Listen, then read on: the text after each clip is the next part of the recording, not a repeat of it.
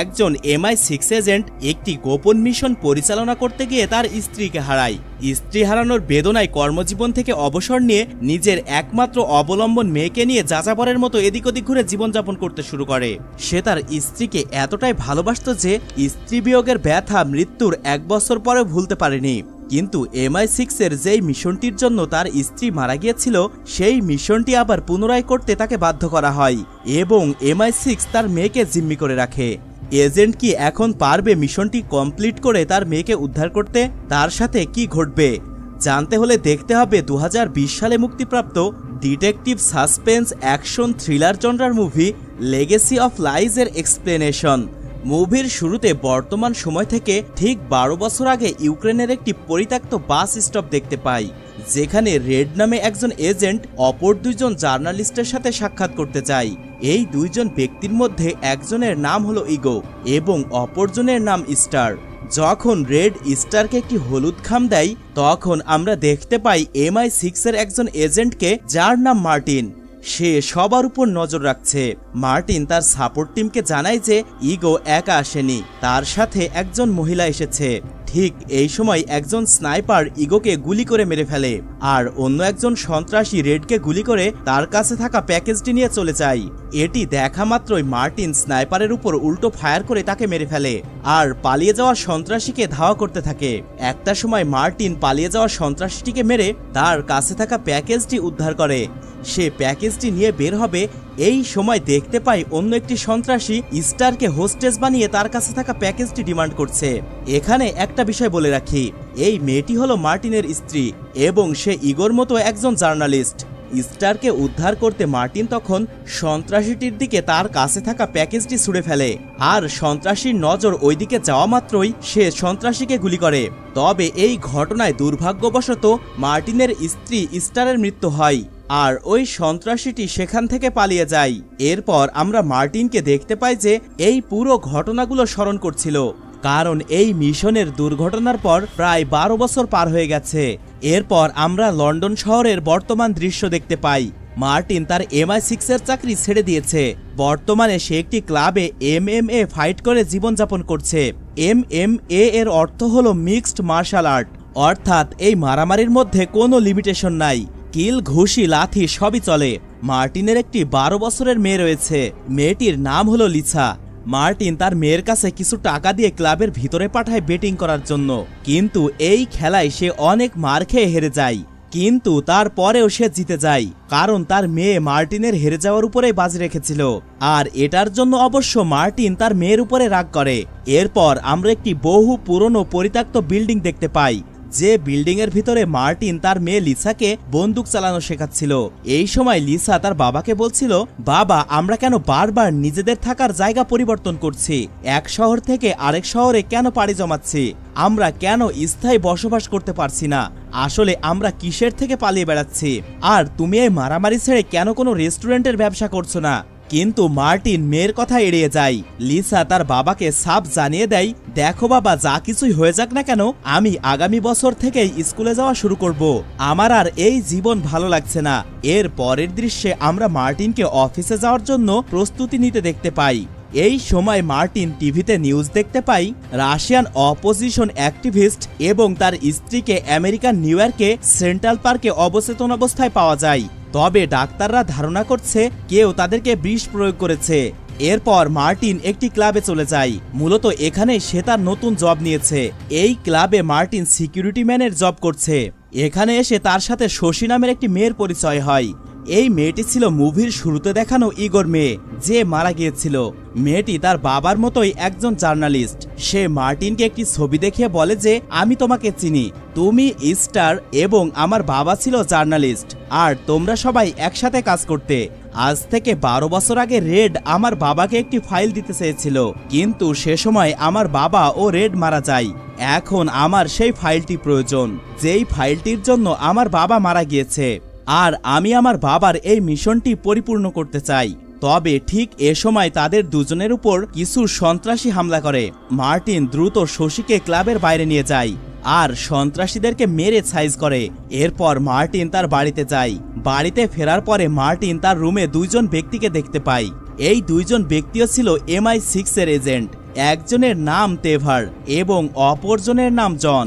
তেভার মার্টিনকে বলে, ভাই তুমি যখন MI6 এর জব ছেড়ে দিয়েছিলে তখন তোমার সাথে আমাদের কথা হয়েছিল যে তুমি কখনোই আমাদের কোনো কাজে নাক গলাবে না, যদি এমনটি করো তাহলে আমরা তোমাকে মেরে ফেলবো। কিন্তু আজকে তুমি আমাদের প্রাইম টার্গেট শশীর সাথে সাক্ষাৎ করেছো। এরপর জন তাকে একটি লোকের ছবি দেখিয়ে বলে, এই লোকটি কেবলমাত্র শশীর কাছাকাছি যেতে পেরেছিল কিন্তু সে মারা গিয়েছে আর তাকে রাশিয়ান এজেন্টরা মেরেছে। তারা নোভিচক নার্ভ এজেন্ট নামের একটি বিষ প্রয়োগ করে আমাদের MI6 এর এজেন্টদেরকে মেরে ফেলেছে। এই নার্ভ এজেন্ট যে ব্যক্তির শরীরে প্রবেশ করানো হয় তার শরীরের পেশির কার্যক্ষমতা নষ্ট করে দেয়। মার্টিন তাদেরকে বলে যে 12 বছর আগে তো রাশিয়ানরা ওই ফাইলটি পেয়ে গিয়েছিল, কিন্তু তারপরেও এখন তারা আবার কি চাই। এখানে বিষয়টি বলি, তোমাদের নিশ্চয় মনে আছে মার্টিন যখন তার কাজে বেরিয়েছিল তখন সে সকালে নিউজে দেখেছিল রাশিয়ান অপোজিশন একজন ব্যক্তি ও তার স্ত্রীকে বিষ প্রয়োগ করা হয়েছে। তো তাকে মারার জন্য যে বিষ ব্যবহার করা হয়েছিল এবং MI6 এজেন্টদেরকে মারার জন্য যে বিষ ব্যবহার করা হয়েছে সেই বিষ দুটি ছিল একই ধরনের নার্ভ এজেন্ট। এবং আজ থেকে 12 বছর আগের মিশনের সাথে বর্তমান কেসের কোথাও না কোথাও মিল রয়েছে মার্টিনের সাথে। এজন্য তেভার মার্টিনকে বারবার ফোর্স করছিল পুনরায় MI6 এর জন্য কাজ করতে। তবে এ সময় মার্টিনের কাছে তার মেয়ে আসে আর এই সুযোগটিকে কাজে লাগিয়ে তেভার তার মেয়েকে বলে, মামনি তুমি কি জানো না তোমার মাকে কে মেরেছিল? তখন মার্টিন তাদের উপর ভীষণ রেগে যায়, কারণ সে তার মেয়েকে তার মায়ের মৃত্যুর কারণ হিসেবে কার অ্যাক্সিডেন্টের কথা বলেছিল। এরপর তেভার মার্টিনকে এটি বলে চলে যায় যে আজ থেকে 12 বছর আগে তোমার ও তোমার স্ত্রীর লোকেশন কেউ একজন লিক করেছিল আর তারা আমাদের মধ্যে লুকিয়েছিল। তো তারা যদি তখন তোমাদের লোকেশন লিক করতে পারে তাহলে তারা এখনো সেটি করতে পারবে। রাতে মার্টিন তার মেয়েকে অনেক বোঝায় তার মায়ের ব্যাপারে, কিন্তু লিসাকে তেভার যে কান পড়া দিয়েছে তাতে মার্টিনের কথায় কোনোই কাজ হয় না। পরের দিন মার্টিন যখন কাজে বের হচ্ছিল তখন পিছন থেকে কেউ একজন তাকে আঘাত করে কিডন্যাপ করে নেয়। যখন মার্টিনের হুঁশ ফেরে তখন সে নিজেকে একটি আন্ডারগ্রাউন্ড টার্গেট প্র্যাকটিসিং ফায়ারিং রুমে আবিষ্কার করে। আসলে মার্টিনকে KGB নামে একটি রাশিয়ান এজেন্সি কিডন্যাপ করেছে। সেখানে টাটিয়ান নামে একজন KGB এজেন্ট মার্টিনকে অনেক বেশি টর্চার করতে শুরু করে। তারা মূলত মার্টিনকে সেই পুরনো ফাইলটির জন্য কিডন্যাপ করেছে। মার্টিন তাদেরকে জানায় যে 12 বছর আগে সে একজন রাশিয়ান এজেন্টকে ওই ফাইলটি দিয়ে দিয়েছিল, কিন্তু টাটিয়ান তার কথা বিশ্বাস করে না। এজন্য সে তাকে তার মেয়ের ছবি দেখিয়ে ব্ল্যাকমেল করে। টাটিয়ান তাকে 24 ঘন্টার মধ্যে সেই ফাইল এবং ইগোর মেয়েকে তার সামনে হাজির করতে বলে এবং এটাও হুমকি দেয় যদি সে 24 ঘন্টার মধ্যে কাজটি সম্পন্ন করতে না পারে তাহলে সে তার মেয়ে লিসাকে মেরে ফেলবে। এরপর মার্টিন বাধ্য হয়ে সেখান থেকে একটি গাড়ি নিয়ে তার মিশনে বেরিয়ে পড়ে, কিন্তু মার্টিন এটা জানতো না যে তাকে অলরেডি জন ফলো করছে। জন মার্টিনের পিছু করতে থাকে আর তেভারকে লাইভ আপডেট দিতে থাকে। আসলে MI6 এর এজেন্টরা শুরু থেকেই মার্টিনের উপর নজর রাখছিল, কিন্তু তারা তাদেরকে কিডন্যাপ হতে দিয়েছে কারণ মার্টিনের মাধ্যমেই তারা তাদের ফাইলটি পাবে। মার্টিন যেহেতু একজন MI6 এজেন্ট তাই সে বুঝতে পেরেছিল তাকে কেউ ফলো করছে, আর সেটিই হয়। সে জনকে হুমকি দিয়ে তার পিছু ছেড়ে চলে যেতে বলে। এরপর মার্টিন একটি ঠিকানায় গিয়ে ম্যাক্সিম নামে একজন ব্যক্তির সাথে দেখা করে। এই লোকটির ব্যাপারে মার্টিন জানতে পেরেছিল যখন সে ক্লাবে শশীর ব্যাগ হাতিয়ে নিয়েছিল। তার ব্যাগ থেকে সে ম্যাক্সিমের একটি ভিজিটিং কার্ড পেয়ে এখানে এসেছে। এরপর সে ম্যাক্সিমকে মেরে তার হাতের মোবাইল ফোনটি নিয়ে শশীর মোবাইল নাম্বার ম্যানেজ করে আর শশীর নাম্বার ট্রেস করে সে পৌঁছে যায় তার বাড়িতে। মার্টিন তাকে জিজ্ঞাসা করে রাশিয়ান এজেন্টরা তাদের ফাইলটি পেয়ে গিয়েছে, কিন্তু তারপরেও তুমি কেন ওই ফাইলটির পিছু লেগে রয়েছ? শশী তখন মার্টিনকে পুরো বিষয়টি ক্লিয়ার করে বলে। সে বলে, আমি আমার বাবার লগবুক চেক করেছি, যেখানে আমার বাবা রেড নামে একজন রাশিয়ান এজেন্টের সাথে দেখা করতে গিয়েছিল। আমার বাবার মতে রেড রাশিয়ান কেমিক্যাল ওয়েপনের উপর একটি প্রতিবেদন তৈরি করেছিল আর তার কাছে ওই কেমিক্যাল ওয়েপনের ফর্মুলা ও কিছু স্যাম্পল ছিল যেটি এভিডেন্স হিসেবে কাজে লাগানো যেত, কিন্তু তার মনে হচ্ছিল মিটিং প্লেসে ওই ফাইলগুলো নিয়ে যাওয়া খুবই ঝুঁকিপূর্ণ, তাই সে একটি ব্যাংকের লকারে ওই ফাইলগুলো রেখে দিয়েছিল। এরপর মার্টিন MI6 এর একটি সিক্রেট অপারেশন বেজ স্টেশনে যায়। মার্টিন সেই অফিসে থাকা কম্পিউটার অপারেটরকে গান পয়েন্ট করে এবং 12 বছর আগে তার ফেল হওয়া মিশনটির ফাইলটি ওপেন করতে বলে। মার্টিন তার নিজের ও তার স্ত্রীর বেশ কিছু ছবি ও ভিডিও ফুটেজ খুঁজে পায়। সে তার স্ত্রী মারা যাওয়ার সময়কার ফুটেজগুলো অ্যানালাইসিস করতে শুরু করে। আসলে রেড যখন তাদের সাথে দেখা করতে এসেছিল তখন তার ব্যাগে কিছুই ছিল না, যেমনটি আমরা মুভির শুরুতে দেখেছিলাম যে সন্ত্রাসীরা তার ব্যাগটি নিয়ে পালিয়ে গিয়েছিল। মূলত রেড স্টারের হাতে একটি চিরকুট দিয়েছিল যেটিতে একটি ব্যাংক লকারের নাম্বার ছিল। এ সময় মার্টিন দেখতে পায় বেশ কয়েকজন বন্দুকধারী এজেন্ট তাকে ধরতে এসেছে, তাই দ্রুত সে তার স্ত্রীর হাতে থাকা ওই চিরকুটের ফাইলটি প্রিন্ট আউট করে নিয়ে সেখান থেকে পালিয়ে যায়। তখনই সেখানে তেভার ও তার টিম এসে হাজির হয়, আর তারা দেখতে পায় মার্টিন অলরেডি তাদের একটি সিক্রেট চেম্বার দিয়ে সেখান থেকে পালিয়ে গিয়েছে, কিন্তু মার্টিন একটি লকারের ভিতরে লুকিয়েছিল। এরপর মার্টিন যখন সেখান থেকে বেরিয়ে চলে যেতে যায় তখনই তাকে একজন এজেন্ট দেখে ফেলে, আর তার সাথে এজেন্টের ফাইট শুরু হয়। তবে এজেন্টের কাছ থেকে মার্টিন যে কোনোভাবে নিজেকে ছাড়িয়ে নিয়ে সেখান থেকে পালিয়ে যায়। মার্টিনকে ফলো করে পরের দিন MI6 এর এজেন্টরা তার কাছে চলে আসে। কোনো উপায় না পেয়ে শশী ও মার্টিন দুজনে মিলে একটি ফোন দিয়ে আটে। এখানে শশী মার্টিনকে গান পয়েন্ট করে এজেন্টদেরকে বলে, তোমরা যে ফাইলটি খুঁজছো সেটি একটি ব্যাংকের লকারে রাখা আছে, আর ওই ব্যাংকটি কোথায় অবস্থিত সেটা কেবলমাত্র আমি জানি, কিন্তু কোন লকারে রয়েছে সেই লকার নম্বরটি কেবলমাত্র মার্টিন জানে। এখন আমাদের দুজনের মধ্যে কেউ যদি একজন মারা যায় তাহলে তো তোমরা বুঝতেই পারছো। এই বলে শশী তার নিজের মাথায়ও বন্দুক ধরে এবং তাদেরকে হুমকি দিতে থাকে।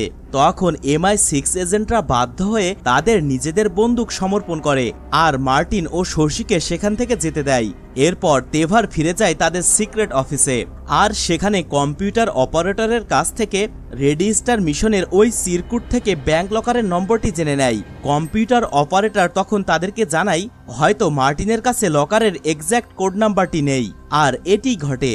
মার্টিন শশীকে বলে যে আমরা ইউক্রেন যাচ্ছি কারণ আমাদের কাছে এক্স্যাক্ট লকার নাম্বারটি নেই, কিন্তু আমরা তো ব্যাংকের নম্বরটি জানি। তাই কাজ হাসিলের জন্য মার্টিন একটি ফোন দিয়ে আটে।